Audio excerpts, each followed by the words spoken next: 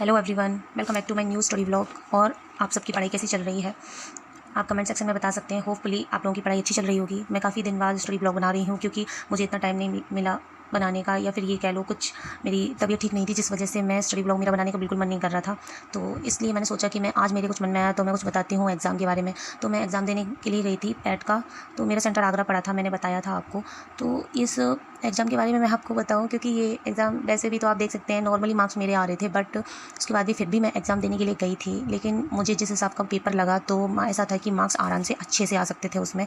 लेकिन अभी क्या है, क्योंकि मैंने उस पेपर में मैंने जाके देखा, तो मैं जब एग्ज़ाम हॉल में जब बैठी और मैंने उस एग्ज़ाम को जब मतलब ट्राई किया, कंप्लीट किया, तो मुझे देख के ऐसा लगा कि पेपर ठीक था और आराम से बहुत अच्छे मार्क्स आ सकते हैं। और अगर सही से किया जाए, लेकिन अगर डीआई का लेवल छोड़ दिया जाए तो, क्योंकि मुझे ऐसा लगता है कि डीआई मुझे 2 डीआई तो मुझे समझ आ गए थे, लेकिन और एक डीआई तो ऐसा था, वो तो शायद बहुत ही मुश्किल है, रेयर है किसी ने इसको कंप्लीट किया होगा, क्योंकि वो तो बिल्कुल समझ ही नहीं आ रहा था कि किस तरह से लिखा हुआ है, किस तरह से नहीं। तो मतलब स्टोरी फॉर्म में उन्होंने लिख दिया था। अरे भाई, ये कोई बात होती है कि आप स्टोरी फॉर्म में उसको लिख रहे हो? इतना किसी के पास टाइम होगा कि वहाँ इतना पूरा स्टोरी पढ़े? और इतना वहाँ डीआई में वैसे भी ऑलरेडी इतना ज़्यादा कैलकुलेशन में टाइम चला जाता है, तो टाइम कतई नहीं बचता है कि आप किस तरह से, और फिर या फिर आपने पहले कभी इस तरह से रखा हो इस पेपर में, वो तो आपने कभी रखा नहीं। खैर चलो, जो भी है, तो उसका तो मैंने बिल्कुल भी नहीं वो किया, क्या कैसे करना है क्या नहीं। लेकिन मैं ये ज़रूर आपको शेयर करूँगी कि इस एग्ज़ाम में मैंने क्या क्या गलतियाँ की और क्या क्या मेरा वीक पॉइंट रहा, क्या मैंने सुधार किए हैं, तो वो मैं इस पेपर से ज़रूर मैंने सीखा है।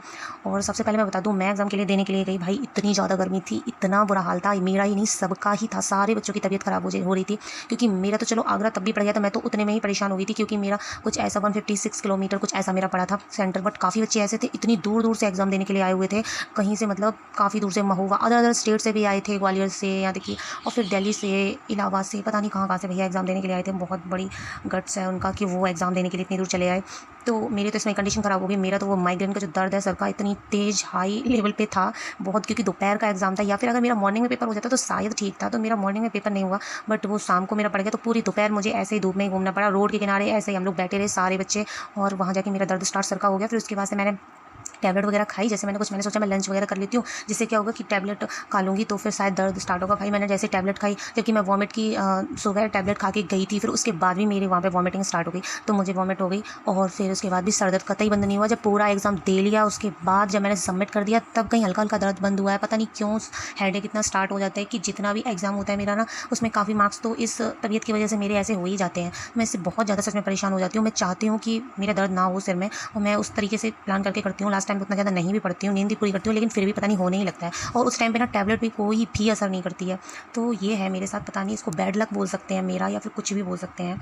तो फिर उसके बाद इस वजह से फिर मैंने एग्ज़ाम दिया। फिर हम लोग जैसे बाहर बैठे हुए थे, जैसे तैसे हम लोग वहाँ पहुँचे, फिर जैसे एग्ज़ाम दिया, फिर अंदर जैसे ही गए तो सोचा कि इससे शायद बेटर कंडीशन हो अंदर, क्योंकि बाहर तो बहुत धूप थी। तो हम लोग अंदर गए तो देखा, लेकिन बाय गॉड कुछ भी बोल सकते हैं, वो एक सेंटर जो था मेरा, वो बहुत अच्छा सेंटर था। उसका मतलब एक तरीके से तारीफ बोल सकते हैं, क्योंकि जितनी रोड पे हम लोग परेशान थे बाहर, क्योंकि बैठने का कुछ अरेंजमेंट वगैरह नहीं था, तो ऐसे ही सब लोग बैठे हुए थे, नाला वगैरह के ऊपर जो बिछा होता है उस पर, पाइपलाइन वगैरह, उस सब गंदी संदी जगह पे सब लोग बैठे हुए थे। ठीक है, वो तो एग्जाम है, हम लोग हमेशा ही ऐसा करना पड़ता है, इट्स ओके। लेकिन फिर अंदर जाके गई तो कॉलेज काफ़ी अच्छा था, फैसिलिटी वहाँ पे बड़ा कॉलेज था और सब कुछ था वहाँ पे, बस था पानी वगैरह की, रूम में भी देने वगैरह आए, तो कोई दिक्कत नहीं थी वहाँ पे। एंड सच कहूँ तो ठीक था सब कुछ कहूँ तो। लेकिन फिर जैसे तैसे मेरा एग्ज़ाम स्टार्ट हुआ, मैं 1 घंटे पहले चली गई थी उसमें। तो जैसे ही एग्ज़ाम स्टार्ट हुआ, तो फिर मैं आपको बताऊँ, मैंने सोचा था कि मैं जल्दी जल्दी मतलब पहले हिंदी करूँगी, उसके बाद जीएस करूँगी, उसके बाद से इंग्लिश करूँगी, देन रीजनिंग करूँगी, देन सबसे लास्ट में मैं करूँगी डीआई। तो मेरा एग्ज़ाम था वो, उसमें ये था कि मतलब सब मिक्सअप क्वेश्चन थे, जैसे जीएस का हो गया, फिर बीच में ही उसमें मैथ्स का भरा हुआ है, फिर उसमें तो उसी में मैथ्स का है, बीच में ही रीजनिंग है, बीच में ही हिंदी के बीच बीच में क्वेश्चन, तो इस तरह से उसमें भरे हुए थे। तो फिर सच कहूँ तो मैंने अटैम्प्ट करना स्टार्ट कर दिया जैसे जैसे किया। फिर बाद में मैंने पूरा 1 आवर में पूरा सब कंप्लीट कर लिया था, लेकिन 1 आवर में मैंने हिंदी, जीएस एंड रीजनिंग के क्वेश्चन मैंने कंप्लीट कर लिए थे और इंग्लिश के कर लिए थे। फिर उसमें मैंने 1 आवर में उसमें जितने कर लिए उनको मैंने सर्कल फिल कर दिए। फिर मैंने सोचा चलो मैं डीआई को अटैम्प्ट करती हूँ, तो डीआई देखा तो डीआई मैंने अटैम्प्ट कर लिए, जैसे मेरे मतलब ऐसे कंप्लीट जितना मुझे आ रहा था मैंने उतने किए। और फिर मुझे ऐसा लगता है कि मैंने जल्दबाजी में ना कुछ क्वेश्चन, जैसे कि मुझे ऐसा लग रहा था कि कहीं ये पेपर मेरा छूट ना जाए। ऐसा मेरा बीपीएससी में ऐसा एक बार मतलब ऐसा होता था जब मैं टेस्ट देती थी, तो मेरे एक बार मतलब प्रैक्टिस ना होने की वजह से सर्कल छूट गए थे काफ़ी। तो इस वजह से ये एक तरीके से ट्रॉमा मेरे दिमाग में बना ही रहता है कि मैं पेपर मेरा छूट जाएगा, पेपर मेरा छूट जाएगा। तो जल्दी जल्दी मैंने उसको कंप्लीट किया, फिर मैं करके एकदम बैठ गई। फिर उसके बाद डीआई भी मैंने जल्दी जल्दी पढ़ दी। यहाँ तक कि मुझे ऐसा लग रहा है कि इस पेपर में मैंने ना अटैम्प्ट कुछ ज़्यादा कर दिए हैं, ऐसा मुझे लग रहा है, जिस वजह से शायद मार्क्स पर बहुत ज़्यादा इफेक्ट पड़ने वाला है।